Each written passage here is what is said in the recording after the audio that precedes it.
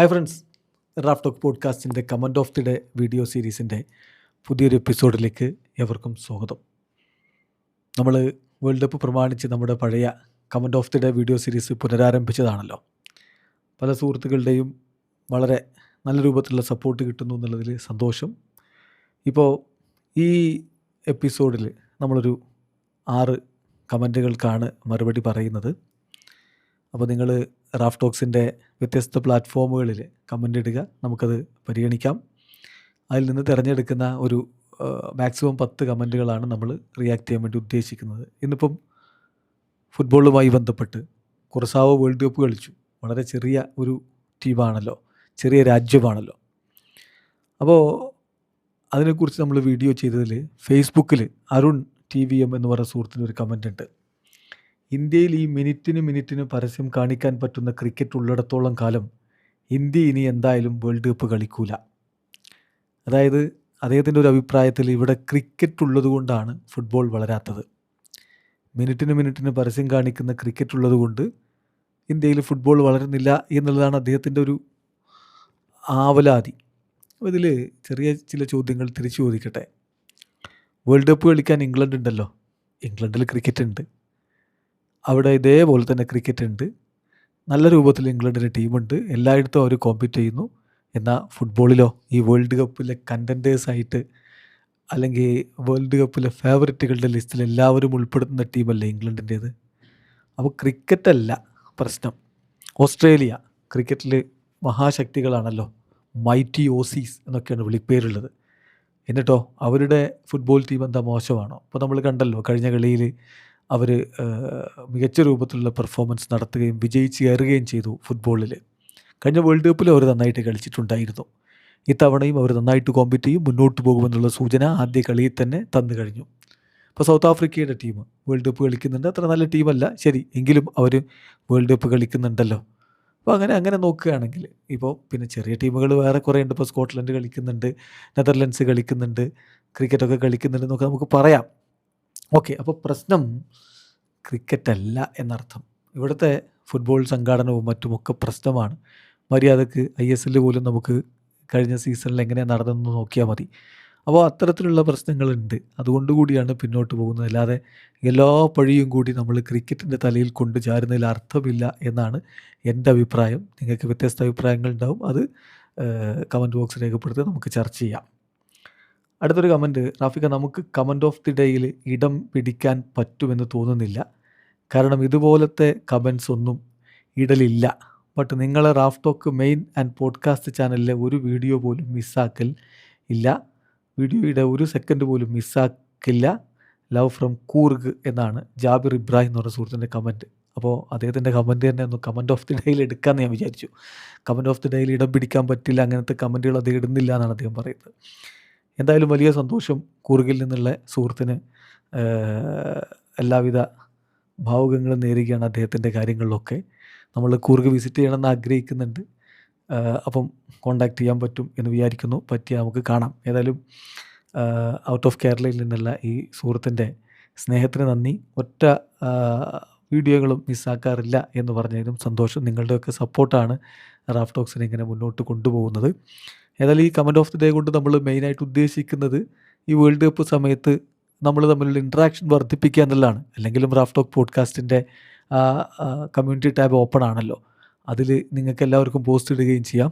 ഏതായാലും നമുക്ക് നല്ല രൂപത്തിൽ മുന്നോട്ട് പോകണം. അടുത്ത ഒരു സുഹൃത്തിൻ്റെ കമൻറ്റ്, ഒരിക്കലും മിസ് ചെയ്യരുതാത്ത മത്സരം ജപ്പാൻ ഡച്ച് പടയെ മുക്കുമോ എന്നുള്ള വീഡിയോ നമ്മൾ ഇന്നലെ ചെയ്തതിൻ്റെ താഴത്ത്, ബ്രോ പ്ലീസ് എല്ലാ മാച്ചിനെ കുറിച്ചും ഒരു prediction video or pre match review, അദ്ദേഹം പ്രിവ്യൂ ആണ് ഉദ്ദേശിക്കുന്നത്, വേണം, നോട്ട് ഓൺലി ഇമ്പോർട്ടൻറ്റ് മാച്ചസ് എന്നാണ് സൂര്യനാഥ് TV എന്ന് പറഞ്ഞ സുഹൃത്തിൻ്റെ കമൻറ്റ്. തീർച്ചയായിട്ടും നമ്മൾ എല്ലാ ദിവസവും അന്നത്തെ മത്സരങ്ങൾ ഏതൊക്കെയാണെന്ന് പറയുന്നൊരു വീഡിയോ ചെയ്യുന്നുണ്ട്. പിന്നെ എല്ലാ കളികളുടെ കൂടി പ്രിവ്യൂ, അത്ര ഇമ്പോർട്ടൻ്റ് അല്ലാത്ത മത്സരങ്ങളുടെ പ്രിവ്യൂ പറയുന്നതിൽ അർത്ഥമില്ല. ആളുകൾക്ക് എന്താണ് വേണ്ടത് അതാണല്ലോ നമ്മൾ കൊടുക്കേണ്ടത്. അതുകൊണ്ടിപ്പം ഇതാ Japan versus Netherlands super match ആയിരിക്കും എന്ന് നമുക്കറിയാം. നമ്മളതിൻ്റെ പ്രിവ്യൂ കൃത്യമായിട്ട് ടീമിലെ താരങ്ങൾ അവരുടെ പ്രോബബിൾ 11 ഒക്കെ പറഞ്ഞുകൊണ്ട് തന്നെ വീഡിയോ ചെയ്തിട്ടുണ്ടായിരുന്നു. അതുപോലെ ഇന്നലത്തെ കുർസാവ് വേഴ്സസ് ജർമ്മനി മാച്ച് നമ്മൾ പറഞ്ഞ അതേപോലെയുള്ള 11 കൊണ്ടാണ് ഇന്നലെ ജർമ്മനി ഇറങ്ങിയത് എന്ന കാര്യം നോക്കുക. അപ്പോൾ എല്ലാ മത്സരങ്ങളുടെയും പ്രിവ്യൂ ചെയ്യുക എന്നുള്ള ബുദ്ധിമുട്ടാണ്. എല്ലാ മത്സരങ്ങളുടെയും റിപ്പോർട്ട് നമ്മൾ ചെയ്യുന്നുണ്ട്. കഴിയാവുന്നതൊക്കെ നമ്മൾ ചെയ്യുകയും ചെയ്യാം. എന്തായാലും സജഷന് നന്ദി. അടുത്ത വീഡിയോ വീണ്ടും 7 ചരിത്രം തിരുത്തി ബ്രസീലിൻ്റെ റെക്കോർഡ് മറികടന്ന് ജർമ്മനി എന്നുള്ള വീഡിയോയുടെ താഴെയാണ്. ബ്രസീലിൻ്റെയും ജർമ്മനിയുടെയും പ്ലേയിങ് സ്റ്റൈൽ ഡിഫറൻ്റ് ആണ്. ബയേണിൻ്റെ ഗോൾ സ്കോറിംഗ് ഒക്കെ നോക്കിയാൽ മതി. ജോഗോ ബൊനീറ്റോ ഹിറ്റ്സ് ഡിഫറൻറ്റ് എന്ന് ഷബീബ് എന്ന് പറഞ്ഞ സുഹൃത്തിൻ്റെ കമൻറ്റ്. തീർച്ചയായിട്ടും രണ്ട് ടീമിൻ്റെയും പ്ലേയിങ് സ്റ്റൈൽ സ്വാഭാവികമായിട്ടും ഡിഫറൻ്റ് ആയിരിക്കും. പക്ഷേ ജോഗോ ബൊനീറ്റോ ഒക്കെ ഇപ്പോൾ ഉണ്ടോ? അതൊക്കെ നമ്മൾ ജോഗോ ബൊനീറ്റോ എന്ന് പറഞ്ഞാൽ മനോഹരമായ കളി എന്നേ അതിന് അർത്ഥമുള്ളൂ. ബ്രസീലിൻ്റെ കളിക്ക് പഴയ കാലത്ത് പറഞ്ഞിരുന്ന പേരാണത്. അതൊക്കെ മാറി പോയില്ലേ. ഇപ്പോൾ ടിറ്റയുടെ കാലഘട്ടത്തിൽ തന്നെ ടിറ്റ തന്നെ പറയാറുണ്ട്, ഞാൻ ജോഗോ ബൊനീറ്റോ ഒന്ന് മാറ്റിയിട്ട് ജോഗോ അപ്പോയാഡോ എന്ന രൂപത്തിലേക്ക് മാറ്റിയെന്ന്. അതായത് ജോഗോ ബൊനീറ്റോ എന്ന ഈ കാൽപ്പനിക ഭാവത്തിലുള്ള ഫുട്ബോളിലേക്ക് പ്രാഗ്മാറ്റിസിസം കൂടി മിക്സ് ചെയ്തിട്ടുള്ള ഒരു രീതിയാണ് അദ്ദേഹം അവതരിപ്പിച്ചത്. ഏതാണ്ട് അത് തന്നെയാണ് ഇപ്പോൾ ആഞ്ചലോട്ടിയും ചെയ്തത്. ജോഗോ ബൊനീറ്റോ ഒക്കെ ഇപ്പോൾ നമുക്ക് പറയാമെന്ന് മാത്രമേ ഉള്ളൂ. പറയുമ്പോൾ ബ്രസീലിൻ്റെ ജോഗോ ബൊനീറ്റോ സാമ്പ താളം എന്നൊക്കെ പറയുന്നല്ലാതെ കളി ജയിക്കുക എന്നുള്ളത് തന്നെയാണ് പ്രധാനം.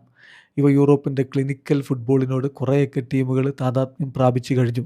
ഇപ്പോൾ ചില കോച്ചുമാർ നേരത്തെ നമ്മുടെ ലയണൽ സ്കലോനിക്ക് കാര്യം പറഞ്ഞിട്ടുണ്ട്. താരങ്ങളെ നമ്മൾ നേരത്തെ തന്നെ ഈ അക്കാഡമിയിലേക്ക് പറഞ്ഞു വിടുമ്പോൾ അവർ 1-2 ടച്ച് ചെയ്യുമ്പോഴേക്കും പാസ് പാസ് പാസ് എന്ന് പറഞ്ഞ് അവരെ പഠിപ്പിച്ചിട്ട് മനോഹരമായി ഡ്രിബിൾ ചെയ്ത് കടന്നു പോകുന്ന താരങ്ങളുടെ എണ്ണം കുറഞ്ഞു വരുന്നുണ്ട് എന്നുള്ളത് അത് സത്യമാണ്, യാഥാർത്ഥ്യമാണ്. കളി രീതി ഒരുപാട് മാറി വന്നു കഴിഞ്ഞു.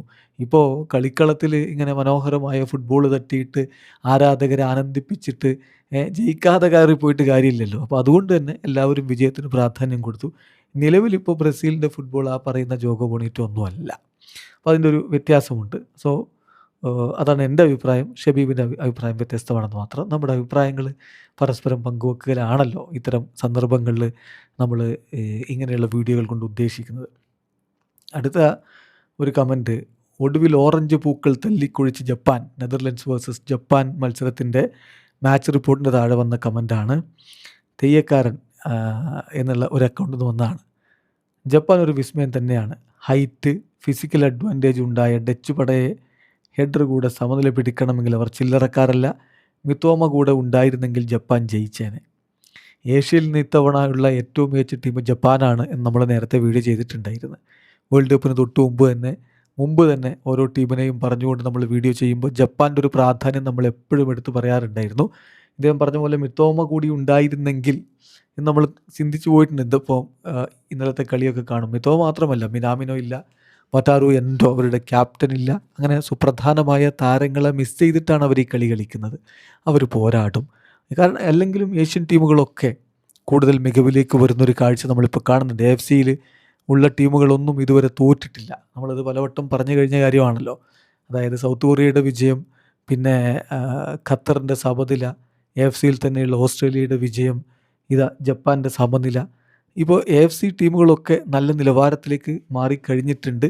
മുമ്പത്തെ പോലെയല്ല. ഏത് വമ്പന്മാർക്കും പണി കൊടുക്കാനുള്ള കപ്പാസിറ്റി ഇപ്പോൾ ഏഷ്യൻ ടീമുകൾക്കുണ്ട്. അടുത്തത്, ജപ്പാൻ ശരിക്കും പേടിച്ചിട്ടുണ്ട്, സമനിലയിൽ ഞാൻ ഹാപ്പിയല്ലെന്ന കൂമാൻ്റെ അഭിപ്രായത്തെക്കുറിച്ചുള്ള ഒരു കമൻറ്റാണ്. മെസ്സി തൊലിയിരിച്ചു വിട്ട കൂമാനല്ലേ ഈ കൂമാൻ എന്നാ ചോദ്യം.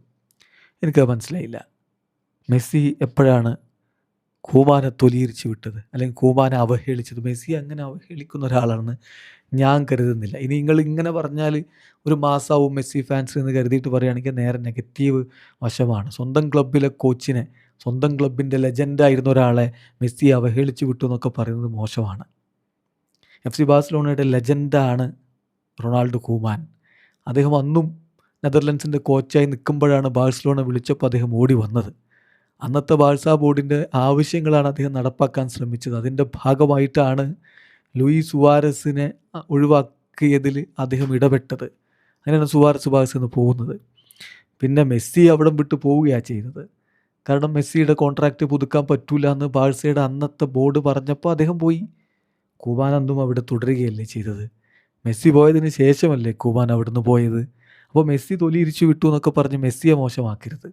മെസ്സിയുടെ സ്വന്തം ക്ലബിലെ കോച്ചിനെ, ആ ക്ലബിലെ തന്നെ ഇതിഹാസ താരത്തെയൊക്കെ മെസ്സി അവഹേളിച്ചു എന്ന് പറഞ്ഞാൽ ഞാനത് വിശ്വസിക്കില്ല. ഇനി അതുകൊണ്ട് മെസ്സിക്കൊരു മാസും കിട്ടാനുമില്ല. അങ്ങനെ കരുതണ്ട. കുമാനൊക്കെ ലെജൻഡാണെന്നേ. കാര്യങ്ങൾ അറിഞ്ഞിട്ട് വേണം നമ്മൾ അദ്ദേഹത്തെയൊക്കെ എന്തെങ്കിലുമൊക്കെ പറയാൻ. നിങ്ങൾക്ക് ഇഷ്ടപ്പെടാത്ത തീരുമാനങ്ങൾ അദ്ദേഹം എടുത്തിട്ടുണ്ടാവും ഒരുപക്ഷേ. അതിനിങ്ങനെയല്ല പറയേണ്ടത്. മെസ്സി ഏതെങ്കിലും ഒരു കോച്ചിൻ്റെ നേരെ അങ്ങനെയൊക്കെ കാണിച്ചിട്ടുണ്ടോ? ലൂയി വാൻ ഗാലിനോട് കഴിഞ്ഞ വേൾഡ് കപ്പിൽ ചില ആക്ഷൻസൊക്കെ അദ്ദേഹം കാണിച്ചിട്ടുണ്ട്. അത് റിക്വൽമിയോട് ചെയ്തതിന് മറുപടിയാണെന്നൊക്കെ പറയുന്നുണ്ട്. അത് അങ്ങനെ സംഭവിച്ചിട്ടുണ്ട്. എന്നല്ലാതെ സ്വന്തം ടീമിൻ്റെ കോച്ചിനെതിരെയൊക്കെ മെസ്സി ചെയ്തെന്ന് പറഞ്ഞാൽ അൺബിലീവബിളാണ്. അത് നിങ്ങൾക്ക് മെസ്സിയെ മനസ്സിലായിട്ടില്ല, കൂമാനെയും മനസ്സിലായിട്ടില്ല എന്ന് പറയേണ്ടി വരും. അതാണ് അബ്ദുൽ ഗഫൂറിനോട് ആ കാര്യത്തിൽ എനിക്ക് പറയാനുള്ളത്. അപ്പം ഏതായാലും നിങ്ങളുടെ കമൻറ്റുകളൊക്കെ ഇടുക. നമുക്ക് ചർച്ചകളുമായിട്ട് മുന്നോട്ട് പോകണം. വേൾഡ് കപ്പ് ഇങ്ങനെ കൊഴുക്കുകയാണ്. വേൾഡ് കപ്പിൻ്റെ ഒരു ആവേശം ഇങ്ങനെ നുരഞ്ഞു പൊന്തിക്കൊണ്ടിരിക്കുന്നു. കാത്തിരിക്കാം കൂടുതൽ മികച്ച മത്സരങ്ങൾക്കായിട്ട്, നിങ്ങളുടെ കമൻറ്റുകൾക്കായിട്ട് നമ്മളിവിടെ കാത്തിരിക്കുകയാണ്. വീഡിയോ അവസാനിക്കുന്നു. കൂടുതൽ കമൻറ്റുകളൊക്കെ ചർച്ച ചെയ്തുകൊണ്ട് വീണ്ടും കാണാം.